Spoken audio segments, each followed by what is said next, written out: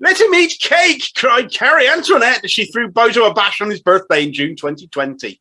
Though if you believe Johnson loyalist Conor Burns, she actually ambushed him with a cake. Ambushed with cake. Putin must be delighted to think he can just put his weapons away and take Johnson down with a volley of doughnuts if war erupts with Ukraine. EU negotiations might have gone a lot quicker if they just baited him with some sweet pastries. Heck, even Keir Starmer might take to the kitchen once he's focus grouped a recipe and ram some flags in it.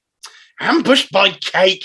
I suppose he was assaulted with champagne whilst he was there too. Beaten up with some club sandwiches. Cornered by some particularly aggressive cheese and pineapple and sticks. And held at bay by some nasty vol-au-vents. We've seen some pretty weak defences of Johnson's behaviour, but this one really does take the biscuit.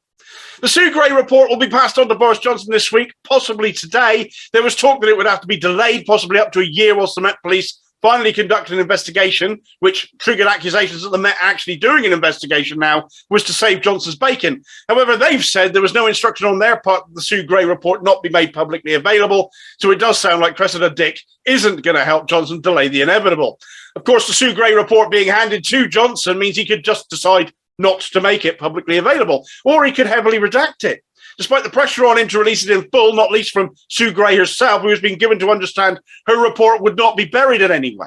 I guess we'll see when and if it gets released. If he releases all, he'll have to take the findings on the chin.